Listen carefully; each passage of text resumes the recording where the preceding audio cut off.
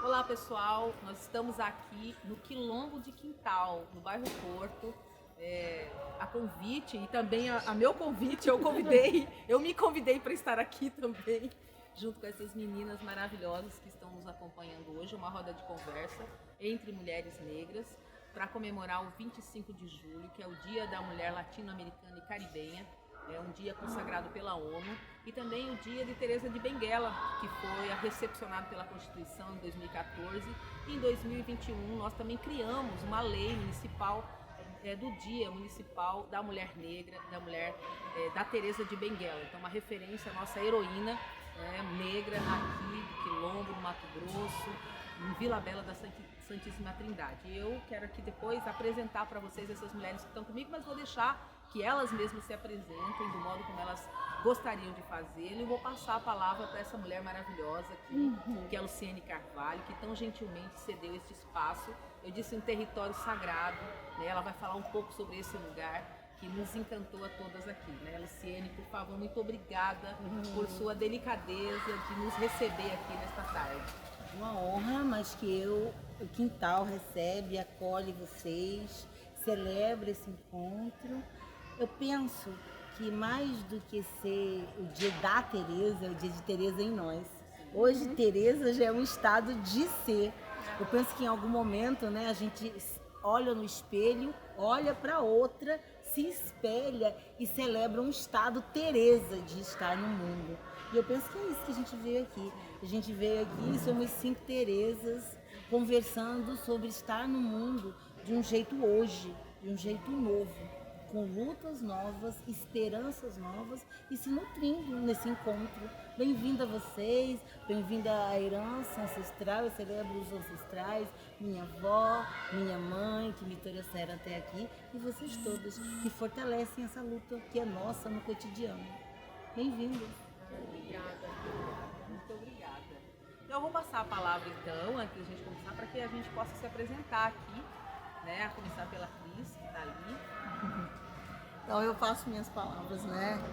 Da Luciene, assim, um lugar maravilhoso, né? Eu cheguei, eu saí de casa, no Tijucal, e quando eu entrei aqui, como eu me senti nisso que a Luciene falou, que é um quilombo, né? E esse quilombo, ele me trouxe as memórias de quem eu sou, né? Porque a casa me lembra da minha casa na infância, né? A cama, eu lembro que era chamado de tarimba. A tarimba, eu dormia na tarimba, eu e minha irmã na mesma cama, muito parecido com a cama que eu vi. A janela, então assim, esse estar na nossa ancestralidade mesmo, né? Então me lembra da Teresa que eu sou, me lembra da Teresa que é minha mãe, né? Que foi minha mãe, né? Minha mãe Cristina, eu sou professora, eu sou ilustradora, e assim, eu faço algumas coisas hoje que eu percebo assim, que são meus instrumentos de luta, né? Que, por exemplo, a Web Kizomba, participo da Web Kizomba, participo do podcast, tem um podcast com a Michelle Dil Sementes, que eu penso assim, que esses são os lugares onde a gente tem que estar pra gente levar a nossa história, enquanto mulher preta, sabe? Porque nós fomos caladas durante muitos anos. Mas hoje, quando a gente está aqui, nesse momento, falando de nós mulheres e falando de Teresa, a gente percebe que a gente está em outro momento da história, né? E a gente está aqui para romper aquilo que foi colocado, aquilo que foi estabelecido para nós. Então é um grande prazer estar aqui, tá, gente? Que você sabe, né? Você sabe que você sabe. E eu acho muito diferente, assim, porque a minha experiência, Luciene estava falando da mãe dela que é modernosa, né? Eu me sinto uma modernosa meio aqui, porque eu não tive essa experiência do quilombo, né? Nasci em São Paulo, eu fui redescobrir no Brasil ao avesso, né? Mas eu sou a mãe de uma Teresa, porque eu pari uma Teresa. E quando ela veio pra mim, que eu descobri que era uma menina, tudo que eu pensava era justamente essa mulher que traz essa sensibilidade, essa feminilidade de um jeito completamente outro. Que não é a feminilidade da unhinha, da não sei o que, da patricinha, mas essa mulher da terra, né, cara, que alimenta os bichos, essa mulher que planta, essa mulher que colhe, essa mulher que faz fruto. E que eu espero muito, sabe? Às vezes eu acho que a gente fica muito numa narrativa de tentar dizer para o outro o que nós somos.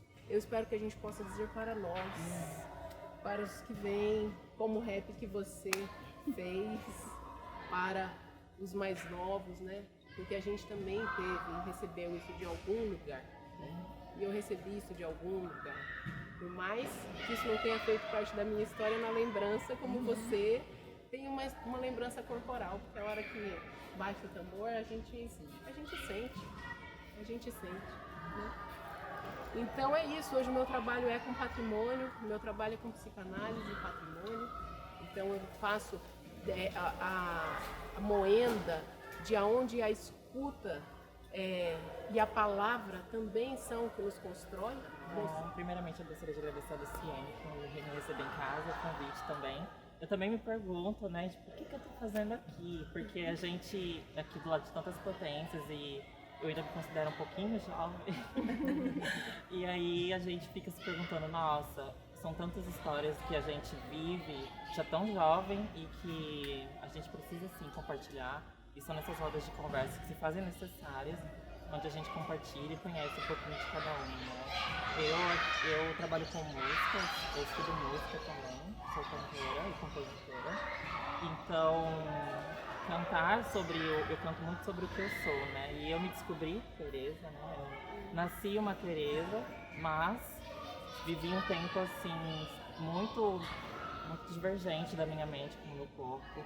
E ao longo da minha infância eu fui me descobrindo e foi o que você disse, né? A gente se olha no espelho e vê a outra, né? E eu via algo no espelho que não convergia muito com o que eu sou, né? Hoje eu sou totalmente completa, né? Me sinto completa e é uma honra para mim estar aqui hoje compartilhar essa história com vocês e conhecer um pouquinho mais ainda de vocês, que eu também já conheço algumas. Como que tem sido para vocês isso? Como que vocês descobriram? Como que foi para vocês? O que tem sido para vocês estar transitando nesses espaços? Vou lançar aqui a pergunta e aí quem quiser responder primeiro. Eu ainda estou aprendendo a conquistar, né? Ainda aos poucos. Principalmente para ir ao shopping, né? Aquela coisa de ser seguida pelos seguranças e tudo mais. Então são coisas assim que são muito presentes, né? E eu acredito que não só na minha vida, mas na vida de muitos, e eu acredito que ainda vai demorar muito para isso passar. Acho que vai ser presente por muito tempo ainda, infelizmente. Mas felizmente eu encontrei a música, né? E ela consegue me dar uma potência assim para falar, ó, eu entro onde eu quiser. Eu coloco meu fone de ouvido, eu vou para minha faculdade, vou pro meu trabalho, volto para o meu bairro. E é isso que me potencializa. Mas como tem sido para mim, tem sido cansativo. Essa coisa de, você tem que ser forte, você tem que ir lá e ocupar esse espaço. É cansativo, porque querendo ou não, a gente chega em casa no final do dia, a gente se sente tão confortável naquele ambiente, nossa, que a gente não quer mais sair. Como é que é isso? Porque quando a gente sai, a gente tem que vestir essa roupa tipo de forte, né? Tem que colocar essa roupa e sair com a cabeça erguida, mas nossa, a gente passa por isso todo santo dia, e depois de um tempo, qualquer coisinha desarma a gente. Então, e a gente tem que se manter lá em pé. Então, pra mim, tem sido muito cansativo. É isso. É verdade, todos os espaços da branquitude são cansativos para nós. Por quê? Porque todo dia você recebe aquele olhar de desconfiança. Parece que você não é capaz. Você não é capaz. É incrível, a gente chegou aqui, a Luciene, ela é a própria poesia. O talento dessa mulher tem um negócio extraordinário. Quando eu fui ler aquele livro Dona, eu fiquei tão impressionada. Eu pensei, gente, como que aqui em Mato Grosso tem gente com esse nível de talento? E aí quando a gente vai vendo os talentos que tem aqui, a gente fica tão impressionado. Eu fico muito impressionado quando eu vejo. E eu penso assim, como que a gente é tão difícil para esses talentos, sabe? Para sair do papel. Assim, para nós, a Luciene é referência mesmo, assim, até na academia, porque assim, né, na Academia Mato Grosso de Letras, porque é tão difícil, a Edna, né? Ali na Câmara, é tão incrível, por quê? Porque assim, é tão difícil estar nesses espaços. A gente no espaço, o mínimo espaço do trabalho, é difícil estar ali. Esses dias eu até falei, né, com meu irmão, porque eu moro com meu irmão. E falando com ele, eu falei assim, o ano passado eu fiz uma coisa assim, chegou na sexta-feira, eu pensei, eu quero ver na semana que vem, se vai ter algum dia que eu não passo uma situação de racismo. Eu ia contar, né? Tipo assim, eu quero ver se um dia da semana eu não vou passar uma situação assim chata. E depois eu acabei esquecendo de ver, mas assim, por quê? Porque eu tava tão cansada. Porque assim, quanto mais você tenta galgar um espaço X, mais para passar uma situação chata e constrangedora. Nesse nível, assim, não é seu lugar. Volta para sua insignificância, né? É na ancestralidade que a gente encontra a força, né? Sim. E eu fico pensando muito nisso, assim. Eu também transito por espaços que são brancos. Eu sou arquiteta de formação de graduação, né? Então todos os meus colegas eram brancos. A negra que tinha queria ser branca, sabe assim? Que era de 2 turmas, a gente gurizada até brincava, que era assim, tinha uma preta a cada 2 turmas, uma preta a cada 2 turmas. Era assim, antes do Enem. Depois do Enem essa realidade mudou e muito, e a faculdade de arquitetura se transformou numa faculdade de arquitetura e urbanismo de verdade, porque o urbanismo entrou, a questão do social, sua casa não está isolada, ela faz parte de uma cidade. Você não pode pensar sua casa pura ali. Ela faz parte de um contexto, né? Que contexto é esse? Vamos pensar nisso. É a questão social. Então, eu sempre fui muito mais urbanista do que arquiteta, né? No meu desejo. Mas era obrigada a fazer as matérias de arquitetura pesavam mais. Para você ser considerada uma boa arquiteta, você tinha que ser boa de arquitetura. E não era muito minha vibe, nunca foi. Né? Sempre foi para esse lado social, por isso que eu fui para o patrimônio e lá encontrei muitas outras coisas. E aí nesse campo, né, existe muito assédio moral, e tem horas que eu falo isso, né, e eu comecei a criar um coletivo, inclusive junto com os meus colegas, da gente falar dessas violências que a gente sofria, porque ali nesse contexto dos últimos 4 anos não foram só violências por causa da sua cor, uma é nordestina, sim, aí o outro é gay, aí o outro é, sei lá, o quê? Enfim, é pobre, ou não sabe gerir os recursos dele, qualquer coisa nesse sentido, é mais artista, se veste meio assim, meio assado, existe discriminação. Então, quando a gente começa a poder falar da opressão, mesmo nos espaços de trabalho com os colegas, eu senti que isso me deu muita força. Teve um momento que eu disse, eu não tô aqui, eu tava falando, às vezes a gente é tomado pela fala, né? Eu tava falando, alguma coisa tomou conta de mim e falou isso. Eu não tô aqui por mim, é por isso que eu sei que eu tenho que estar. Porque é pelos meus ancestrais, eu não tô aqui pra Gabriela fazer sucesso dentro de não sei o que, escalar, barará e ter. Eu não tô. Eu tô aqui pelos ancestrais, eu vim aqui pra marcar patrimônio negro. Existe. Oi, tudo bem? Né? E é isso que dá força. E eu acho também que a gente precisa falar disso entre nós, que é o que nos dá força.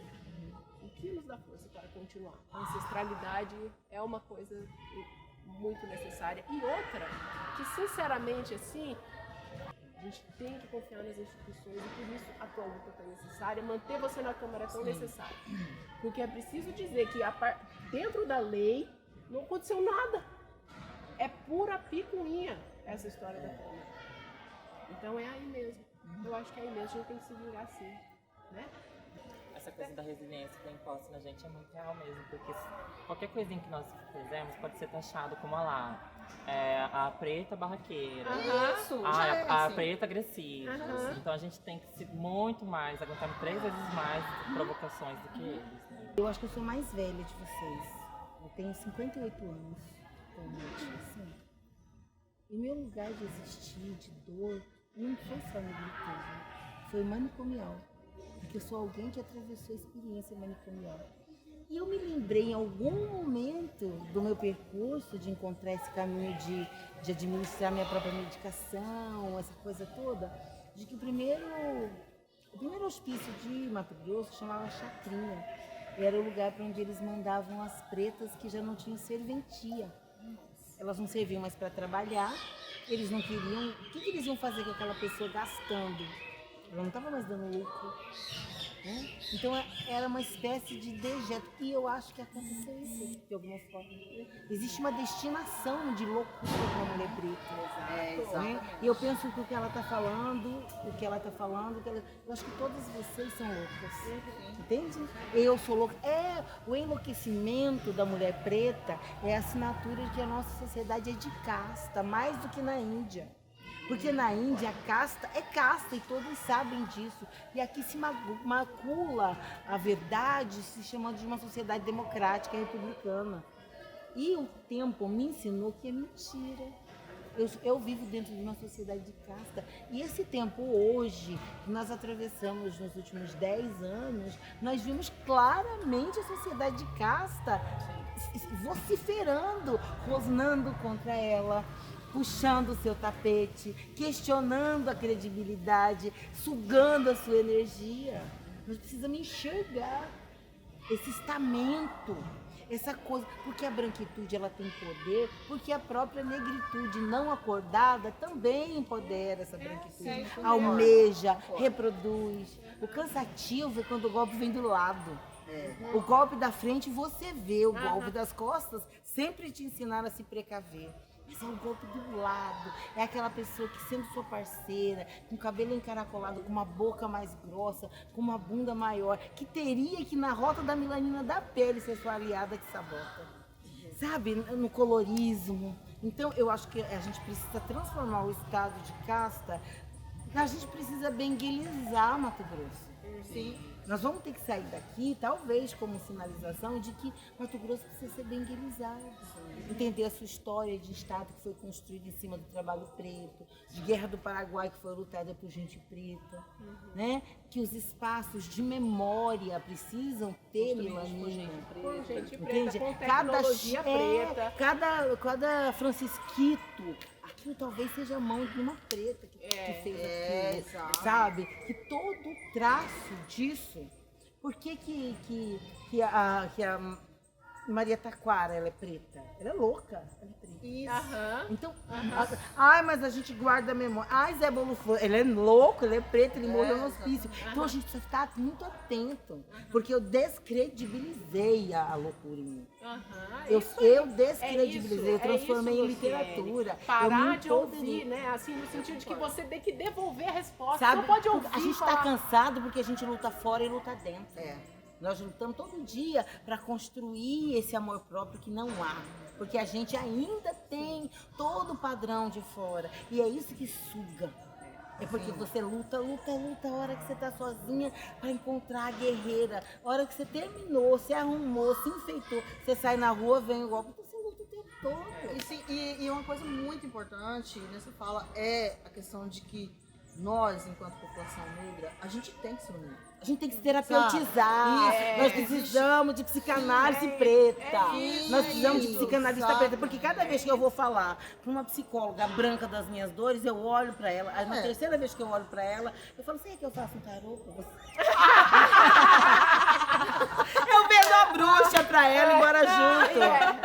Rapaz, quem não sofreu a minha dor não vai entender a minha trajetória.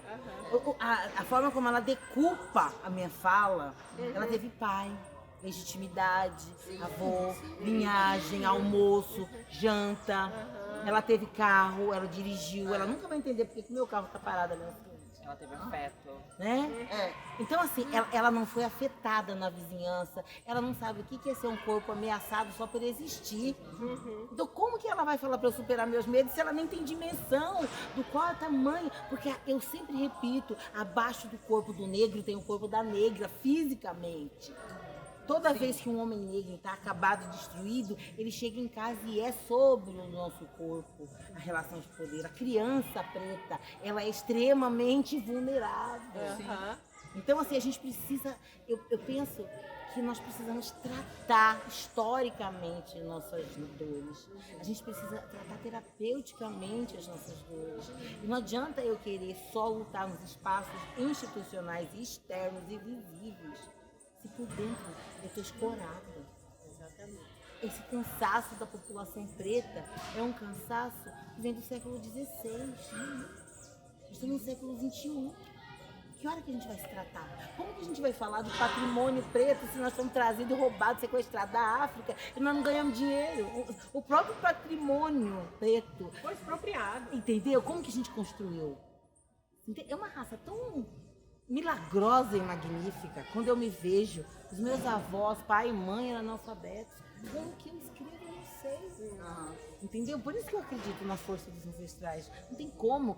Eu não tenho acesso ainda a coisas porque eu vivo de arte. Eu vendi uma insanidade e eu vivo de arte. Eu vou falar para vocês uma coisa dolorosa. Eu não acredito na educação como lugar de transformação. Está tudo muito amarrado. Eu acho que a cultura não se entendeu E eu acho que os caras perceberam a renúncia fiscal e a cultura no Mato Grosso foi branqueada num nível que vocês não podem imaginar. Né? Eu vejo isso quantitativamente na literatura, nas quadrilhas, em tudo. Eu acredito na arte. Para mim, o racismo é uma reinvenção constante Do tronco. do tronco. Mas É é uma isso o reinvenção tempo todo. constante. É que ele não tá cicatrizado. Não tá ainda, cicatrizado. E é uma É uma ferida, ferida aquela que É não uma marca, ferida né? aberta em Uma nós. ferida aberta. Que a gente precisa falar, porque uma coisa que me choca e me chocou mais ainda na política é que enquanto eu estava sendo uma pessoa atuando em outros lugares da branquitude, o racismo não era tão violento assim. Era violento? Sim. Dava cansaço? Sim. Mas na política, você começa a perceber que mesmo aqueles que estão do seu lado não têm noção do que é o racismo. Entendeu? Então, muitas vezes, também praticam Sabe o quando racismo se sem entende saber. mesmo o que é racismo? Ah. Quando você sai do terceiro degrau e quer ir pro segundo e pro primeiro. Sabe quando que bate o racismo? É quando você ousa Porque aí não levantar é a mais cabeça. injúria. Opa, Porque aqui injúria, não. exato. A sociedade de casta se manifesta. O quê? Você quer tá ser querendo chefinha? Você quer direitos? Você quer ter voz? Sabe qual que é a real? A escravidão não acabou no Não Brasil. acabou. Não, A de jeito nenhum. escravização é um hoje.